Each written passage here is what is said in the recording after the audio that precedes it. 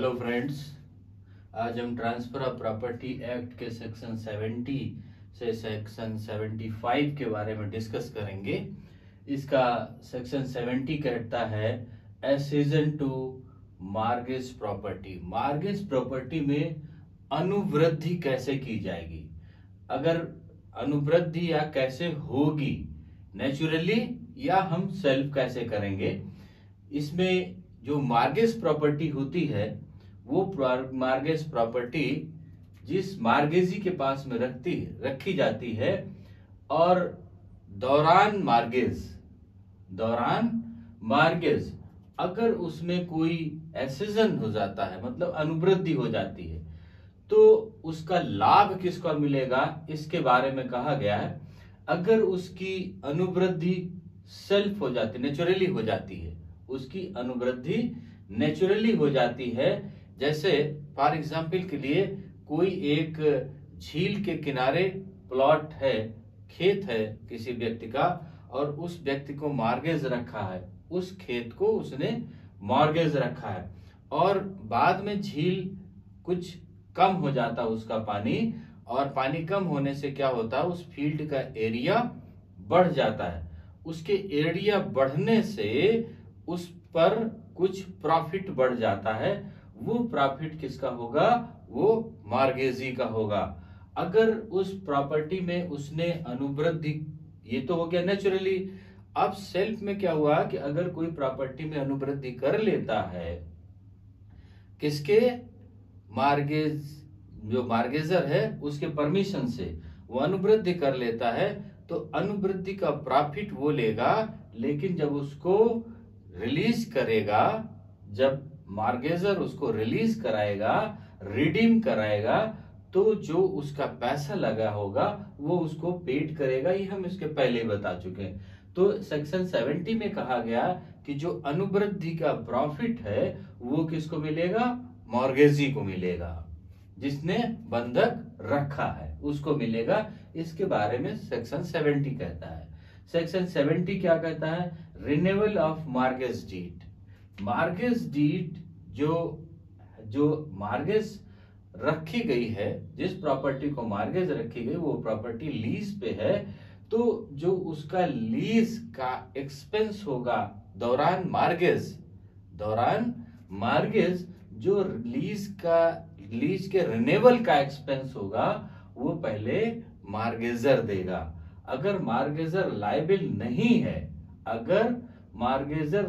नहीं है तब मार्गेजी उसका देता है। तो 71 में कहा गया है कि रिन्यूअल, जो मार्गेज रिलीज है उसका रिन्यूअल फर्स्ट राइट किसका है, जो मार्गेजर है। और मार्गेजर अगर नहीं कर पाता तब उसका, हम पहले पढ़ चुके हैं कि उसका जो रिन्यूअल है वो मार्गेजी करेगा, लेकिन मार्गेजी जो पैसा लगाएगा वो उसका जो प्रिंसिपल मनी है उसमें ऐड हो जाएगा।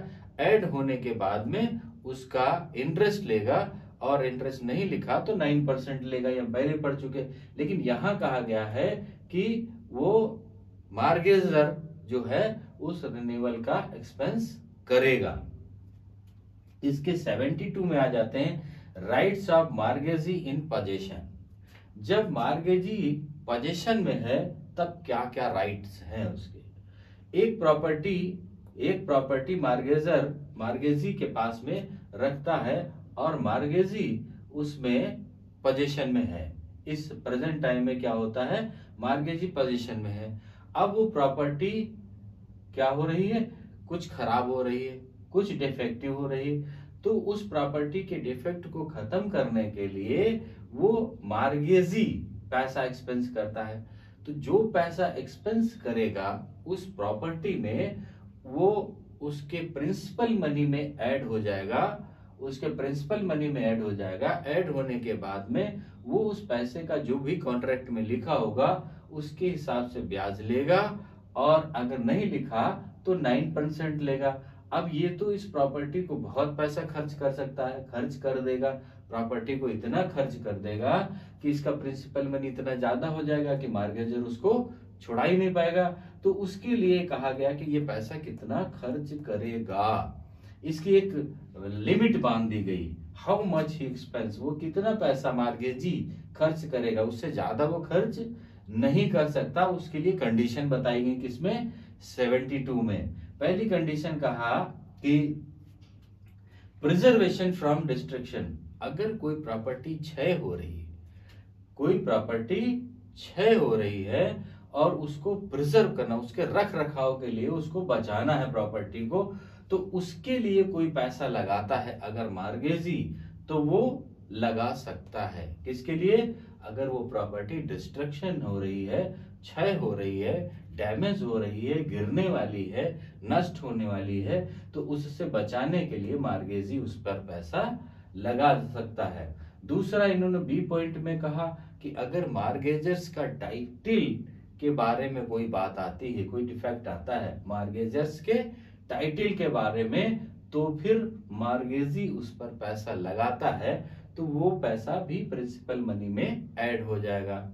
अब इसके सी पार्ट में कहा गया अगर मार्गेजर के हो गया बी में, मार्गेजी के टाइटिल में कोई डिफेक्ट आता है, कोई प्रॉब्लम आती है, कोई उसमें ऐसी चीज आती है कि वो डिफेक्टिव होने लगता है, तो उसके लिए भी पैसा मार्गेजी लगा सकता है। और अगर रिन्यूएबल लीज करानी है, मार्गेजर के पास में पैसा नहीं है, वो नहीं दे सकता है, तो मार्गेजी उसमें पैसा लगाता है। और ये जो इन चीजों में पैसा लगाता है, वो पैसा क्या होता है कि उसके प्रिंसिपल मनी में ऐड हो जाएगा। मार्गेजर ने जो पैसा लिया उसके प्रिंसिपल मनी में वो ऐड हो जाएगा, और ऐड हो करके उसमें उसी तरह से ब्याज चलेगा जैसे कॉन्ट्रैक्ट में लिखा होगा। अगर कॉन्ट्रैक्ट में वो ब्याज के बारे में नहीं लिखा, तो एक्ट के अनुसार 9% उस पर ब्याज लिया जाएगा। ये सेक्शन 2 कहता है। अब इसमें कहा गया क्लॉज बी एंड सी, मतलब मार्गेजर्स टाइटिल और मार्गेजी का टाइटिल, ये इसके लिए जो पैसा लगाता है is not necessary unless mortgagors fail to expend money. अगर मार्गेजर इन दोनों के टाइटिल को प्रूव करने में जो मार्गेजी पैसा लगा रहा, वो जब फेल हो जाएगा, वो जब पैसा देने में असमर्थ हो जाएगा, कौन, बी और सी पार्ट में, मतलब मार्गेजर्स टाइटिल या मार्गेजी टाइटिल, ये इसका कोई बात आती है और उस बात के लिए मार्गेजर पैसा लगाने के लिए जब फेल हो जाता है, और मार्गेजर जब मार्गेजी को परमिशन देगा कि वो एक्सपेंस करे, तो जब वो एक्सपेंस करेगा तभी वो प्रिंसिपल मनी में ऐड होगा। अगर उसकी परमिशन नहीं ली जाती है या मार्गेजर खुद पैसा लगाना चाहता है, तो मार्गेजी उस पर पैसा नहीं लगाएगा। ये इसमें कहा गया। अब इसके बाद में क्या कहा गया, अगर इंश्योरेंस कराना है, उस प्रॉपर्टी का कुछ पार्ट डैमेज हो जाएगा या कुछ पार्ट में ऐसा है कि उसमें फायर का इंश्योरेंस जरूरी है या अदर इंश्योरेंस जरूरी है, तो जहां पर उसमें इंश्योरेंस के पार्ट जरूरी है और मार्गेजर कहता है मार्गेजी को कि आप इसका इंश्योरेंस करवा सकते हैं, तो वो जो पैसा खर्च करेगा किसके लिए, इंश्योरेंस के लिए, फायर या अदर इंश्योरेंस के लिए, वो पैसा भी उसके मार्गेजर्स की प्रिंसिपल मनी में ऐड होगा और उसी तरह से ब्याज लिया जाएगा। तो ये इसके सेक्शन 72 में कहा कि मार्गेजी के राइट क्या है जब वो पोजीशन में है, तो वो इन चीजों में पैसा लगा सकता है और लगाने के बाद में वो पैसा प्रिंसिपल मनी में ऐड होगा, लेकिन इन चीजों के पैसा लगाने के लिए उसको मार्गेजर्स की अनुमति जरूरी है। अब सेक्शन 73 में क्या कहता है, right to proceeds of revenue sale, किसके लिए, रेवेन्यू सेल पहली बात, और कंपनसेशन ऑन एक्विजिशन। दो बातें कहेंगे, एक है रेवेन्यू सेल, एक है कंपनसेशन, दो बातें कहेंगे। अब इसमें कंडीशंस देख दी गई सेक्शन 73 में। फर्स्ट कंडीशन क्या, अगर कोई प्रॉपर्टी मार्गेज है किसी मार्गेजी के पास में और उसका रेवेन्यू चार्ज, पब्लिक चार्ज और रेंट, ये सारी चीजें देने में फेल हो जाता है। क्या चीज, revenue charge, public charge. Public charge का मतलब जैसे इलेक्ट्रिक बिल है या उसका इंश्योरेंस है या अदर जो खर्चे हैं या उसका रेंट है, ये सारी चीजें देने में कौन फेल हो जाता है तो, और उसमें मार्गेजी की कोई फॉल्ट नहीं होती, मार्गेजी की कोई फॉल्ट नहीं होती और इनके फेल होने की वजह से वो प्रॉपर्टी सेल होने पर आ जाती है। क्या होता है, revenue charge, public charge, rent, ये बिना मार्गेजी की गलती से ये चार्ज इतने बढ़ जाते हैं कि वो प्रॉपर्टी सेल होने के लिए आ जाती है। तो जब ये प्रॉपर्टी सेल होगी तो वो पैसा किसको मिलेगा, मार्गेजी को मिलेगा। और मार्गेजी ये सारे पैसे जो रेवेन्यू चार्ज है, पब्लिक चार्ज है, रेंट है या अदर एक्सपेंसेस है, वो सब निकालने के बाद में अपना पैसा निकालेगा। अगर वो सारा पैसा चुकाने के बाद में भी कुछ पैसा बच जाता है तब वो पैसा किसको दे देगा, मार्गेजर को दे देगा। ये इसका फर्स्ट पार्ट बताता है। अब इसका सेकंड पार्ट में क्या कहा कि मार्गेज प्रॉपर्टी किसी एक्ट के तहत में अक्वायर कर ली जा रही।